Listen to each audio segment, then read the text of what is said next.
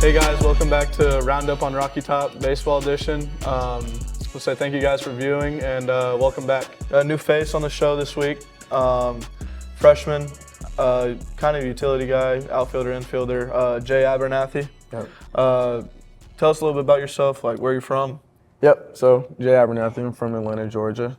Started playing baseball when I was 3 years old. My dad played when he was younger as well, and so he pretty much taught me everything that I know.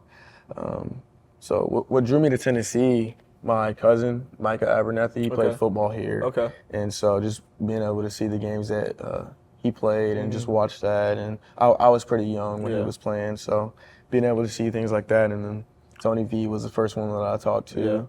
Yeah. It was my sophomore year where I kind of got introduced to him, met him at an event called the Future Games. Yeah. And that's what really kind of sealed the deal with me. And so ever since then, like, Tennessee's been like my home. Like, I love it here. I love Knoxville, and It's pretty cool having like a baseball background family, and then you tie it in with the Vols and in general, and pretty cool to come play here and have that experience, share it with your family. That's pretty cool. You ever play any other sports in high school or anything? Not in high school, but I stopped playing football around 8th grade. Okay. So I used to do it all. I played basketball, football. My sister did track. I tried to do track with her, stuff like that. So I was pretty much everywhere with it. Coming out of high school, you were a highly talented guy, highly recruited, could have been drafted, chose to come to school. Kind of tell the fans about that process of your recruitment through high school and then kind of making that decision whether to go play pro ball or come play in the college life. Yeah, so I would say what got me the most was really hanging around the guys. Like, so first person I talked to was Dean Curley. Okay. And then he introduced me to other guys like guys that were already there before, like Billy Amick and Marcus Phillips, and just learning and picking their brain, like, what should I do here? Yeah. It was all just great feedback. And then talking to Q, really picking his brain with the strength stuff, because that was one of the biggest things that I wanted to focus on coming here, being able to get stronger and develop. That was the giveaway. That was the sell for me. Yeah. Just talking to guys that have been here, knowing how I'm going to develop, and what's going to happen in the next 3 to 4 years for me. So just having that solid ground and relationship with guys, I think was big in my decision of coming here.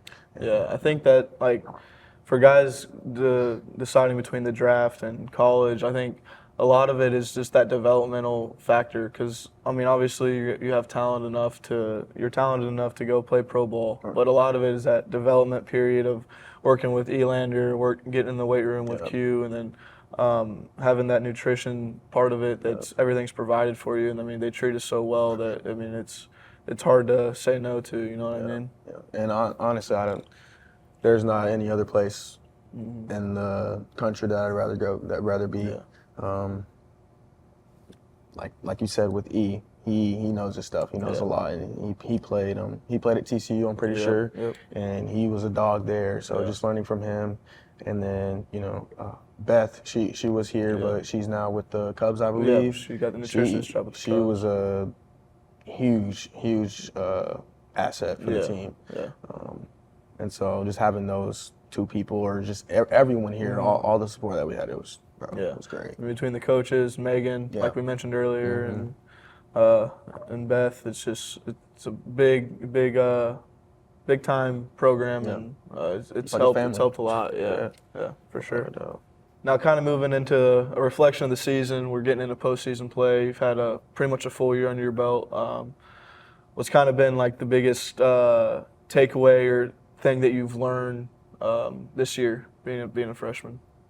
Honestly, just learning that it's a tough conference, and just taking everything I can, just whenever I get the opportunities. And like the biggest lesson that I learned is just honestly like slow the game down. Just let it come to me, because things will get tough, and you'll have stretches where you'll go over or whatnot, and just learning that it'll happen and you'll get yours over time. Yeah, I feel like a majority of freshmen just throughout the league have that kind of experience their freshman year, because I mean, we're all the best players in high school, and we never really had to deal with a lot of failure because we were always the best. And kind of learning that, I think not only makes you a better player, but a better person too, Yeah. I think. For sure. So I just wanted to ask you, what's been the best part of the year for you? I'll just say just grinding through it with the guys. I mean, it's been up and down a lot, and hasn't been the best, especially towards the back half of the season. Right. But just being with my brothers every day and show them to the field, and I mean, we've been fighting, and I think I'd say like a big moment that kind of showed what kind of team we really can be is that Ole Miss series. Yeah. Was kind of going back and forth all weekend, and that was game 3, right, when we had to pull out that reset that homer, and it was just kind of a full team effort. Yeah. No, that was electric. That was Kind of fun. full team deal, and it's fun. All right, Bargo. So our fan base is pretty in tune with the baseball team, and I just wanted to ask you, like, how do you deal with that? How do you interact with fans, like whether it's after games or just on social media in general? No, yeah, a lot of it is what they're always going to be there, whether you're doing good or bad, and they're always going to have their own opinion. But not everyone knows what's going on in the locker room or what's going on behind the scenes with the players and just the whole team. And I mean, a lot of it is just in one ear out the other, especially the bad stuff. And after games, like in Hoover, we walk out of the stadium, win or lose, and the fans are all there, and they're there for fist bumps, high fives, and I feel like that's a really good thing to have as a fan base. Is they're all like, there's gonna be the haters and the doubters, but there's also gonna be the support group that's gonna stick with you through thick and thin, and just kind of embracing the good, I would say, and kind of just blocking out the bad and just kind of moving on from it, not letting it, because it can affect you, especially because of how big social media is nowadays, and people get on Twitter, you got Twitter warriors and all that, and it just kind of, it can be difficult to deal with. And I think just blocking that out and just staying the course is, I mean, you hear Vitello say that all the time, but actually just staying the course and moving along throughout the season, I think is just the biggest thing. Yeah, that's crazy because just last year, I'm in high school, like 30 people. I hadn't signed my first thing till this year. So going to like LSU or just being here, some like crazy fans. it's Even crazy. Missouri, my freshman year, to now being at Tennessee last year and this year, it's just, and then finally getting able to go to Arkansas and LSU, and the fans are crazy, man, and it can be tough. It's stupid. Yeah.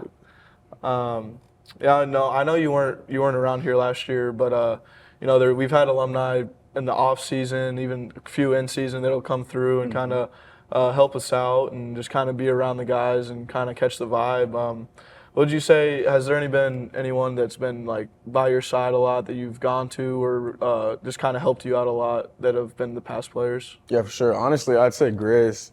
Me and him, when we do early hitting, we'll come in here, bunt before, or just get some work in like that. And honestly, he's just been by my side the whole time. Like, he's that guy that you go to talk for honestly whatever, because he's been through the thick and thin of it all, and he's seen a lot, especially in this conference. So, yeah, it's honestly Grizz, and he's just a great guy. I mean, that's how he was as a player, too. I only played 1 year with him, but he was a great teammate, great guy. And, I mean, even last year, he was kind of more of that coach figure, especially on the infield for me, just because I didn't spend a lot of time there in college before I got here, and kind of him helping out was really big.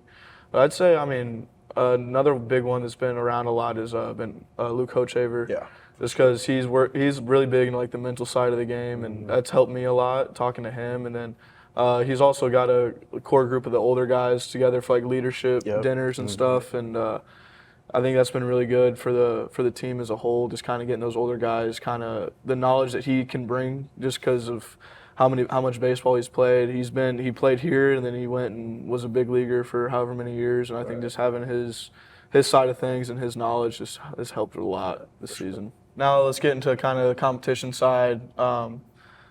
Who's been the toughest pitcher that you've had to face? I mean, you could be here or in inter squads or anywhere. Well, if it's inter squads, Liam Doyle, that dude is different. That was my kind of like welcome to the SEC moment. Just stepping into the box and you see this guy with a whole bunch of energy, and you see a 98 to 99, and I'm like, okay. Yeah, I'm just glad that he's on our team, and we only had to face him for a few months because, I mean, he's the best pitcher in the country for a reason. This is the best pitcher I've ever faced my 3 years, and But yeah, I'm glad he's wearing orange this year. For sure. Yeah. What about you? Anyone other than Doyle? I faced Burns my freshman year. He was pretty good, but I would have to go with Doyle. That's probably been the best pitcher I've faced in my career. Yeah. And I mean, it's not even a Not a question. Yeah. So now you got a year under your belt, school and baseball. What's kind of the best part of being a student athlete? Honestly, just being able to go to the other sporting events and like football and meeting other people. Like Megan Anderson, she's a huge asset for the team. So making sure that you have your academics straight, and she makes things like so much easier. Yeah. So those two parts combined well, and honestly made a great first year for me. Yeah, for sure. I think Megan plays a huge role and makes school really easy on us, just for organizing things and making sure we're staying on top of our stuff. But I mean, the whole student athlete thing, I think the biggest thing is we have our friends here, and like that's how and so you're not walking around campus and not knowing anybody or having to go to different events to meet friends and make relationships and stuff like that. And it's nice having classes with guys on the team, and I feel like that makes the whole student athlete life a lot better when you have those guys in your corner, no matter what. What's been your most embarrassing memory this season? I would say the first SEC series that we had, we played Florida. I caught a ball, and my face went straight into the mat, and the picture was pretty much everywhere. That's a good catch, though. Yeah, but everybody was laughing at me in the locker room, especially you. But no, yeah, I would say that. What about you? That was a good catch. Most embarrassing moment for me was probably, looking back on it, it was just kind of funny, just because I hit that homer against Auburn and doing the Jack Sparrow run around second base. I blacked out, didn't really know what I did, and then I watched the video and I was like, wow, that could have looked a little bit better. But it was kind of funny. Everybody got a good chuckle out of it. No, it was a big moment. Yeah, it was. Yeah. We have a lot of meetings with Coach Vitello, and he tends to rant on about a lot of stuff. But he does make some good points. I would say, like, what do you take most from him, or like what he says after like we have a loss and we go into practice the next day, and kind of like what do you take most out of what he is preaching to us? V has a lot of good things to say, and he rambles for a long time, but it's a lot of information that you should gather in because it's very valuable. The biggest thing that he says is to flip the page, being able to move on to the next. Like after our couple series that we had, at the end, we just needed to learn how to move on as a team and be able to just get over the hump, get over the hill, and just to keep going. We've had this phrase, F it. Yeah. Why not? Just have that F it attitude and just go out there and play ball. So that's what he's been preaching. And I think that's the biggest thing is, not trying to be cookie cutter or be robots on the field. Just go out and, I mean, we all got here for a reason, right? And I mean, I think he's kind of trying to put that in our brains. Like if we just go out and be who we are individually, it's gonna click as a whole. Right. And that's when we're gonna start playing our best ball. And like I mentioned earlier, just like stay in the course, like good or bad, just trusting the process and trusting what we're doing as a team, and trusting everything's going to work out for us in the long run. not for sure. I know freshman year can be kind of hard, like you mentioned, ups and downs, trying to deal with failure and stuff like that. Who's been the guy that's been in your corner the most, like helping you out, supporting you through the ups and downs? It could be older, younger, doesn't matter. Yeah, so Andrew Fisher and Hunter Inslee have been like our leaders on the team this year, and those two guys have just been keeping me straight the whole entire way. Yeah. Fish he's been giving me tips since before he even got here, to be completely honest. And he knows his stuff, and Hunt is just a vet. Like he knows what to do and what not to do, and those two guys, they honestly help me a lot, just mentally and on the field. I'd say Cannon. Yeah. Peeps has been there a lot for me, just because he knows so much about hitting, and talking with him about hitting and stuff like that has really helped a lot. And this is my first real full year of being a full-time outfielder, and so kind of talking with Hunt, like walking through certain plays and stuff like that, and especially on the road, and fans can get pretty loud, especially when they're in the outfield, and those high fly balls can get pretty scary. So he's kind of helped me kind of how to deal with that, control everything, and I think just having him in the locker room and the dugouts with that vet presence, like you mentioned, is huge for everybody on the team. For sure. Yeah. All right, let's flip the script a little bit away from college ball. Let's get into the MLB talk a little. Have you been following it much this A year? little bit. Yeah, I don't follow it a ton, but I follow close enough. What's kind of been like the biggest surprise contenders that you've seen this year? Kind of even that were supposed to be really good contenders and kind of fallen off. Dude, honestly, so I follow the Braves and the Padres. Those two teams I follow the most. Braves started off pretty tough. Like it wasn't very good.